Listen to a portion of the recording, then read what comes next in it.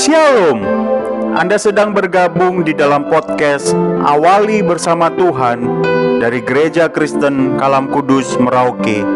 Kami berharap podcast ini akan menjadi berkat bagi Anda dalam mengawali hari ini. Selamat mendengarkan, Tuhan Yesus memberkati.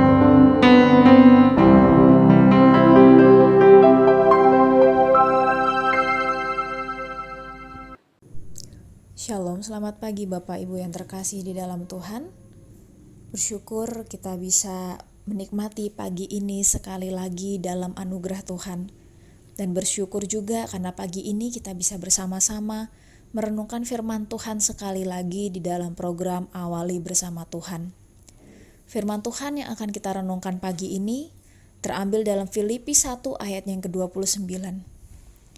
Sebab kepada kamu dikaruniakan bukan saja untuk percaya kepada Kristus, melainkan juga untuk menderita untuk Dia. Bapak Ibu, penderitaan menjadi sesuatu yang banyak dihindari oleh banyak orang, karena hal itu sangat tidak menyenangkan dan begitu menyakitkan. Dan banyak orang yang tidak sabar untuk segera keluar dari masalah hidup mereka yang membuat mereka menderita. Namun tulisan Paulus ini justru menunjukkan hal sebaliknya. Paulus melihat penderitaan sebagai karunia Allah bagi setiap orang percaya. Itu artinya sangat wajar jika setiap orang percaya mengalami penderitaan.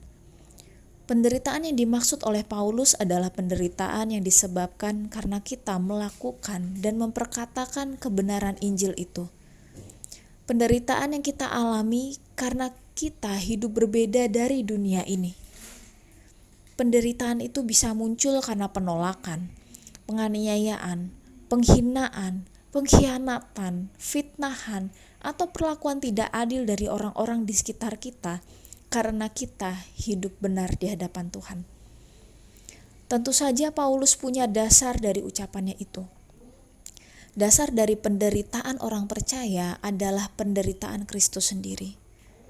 Kristus telah menjadi teladan bagi setiap orang percaya di dalam penderitaan. Karena Kristus telah lebih dahulu menderita bagi kita, kini sebagai murid-muridnya kita juga dipanggil untuk menderita. Namun penderitaan yang kita alami ini justru akan membuat kita bertumbuh semakin serupa dengan Kristus. Dan penderitaan kita ini akan membawa kita kepada pengenalan yang lebih dalam pada Tuhan.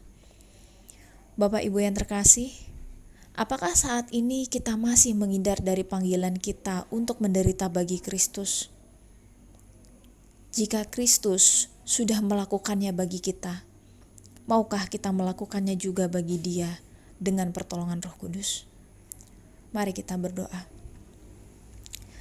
Bapa, terima kasih untuk firman yang Kau berikan bagi kami saat ini. Ampuni kami jika kami masih takut dan terus menghindari penderitaan dengan tidak hidup benar di hadapan-Mu. Tolong kami agar kami dimampukan untuk menderita bagi Kristus dan terus bertumbuh di dalam Dia.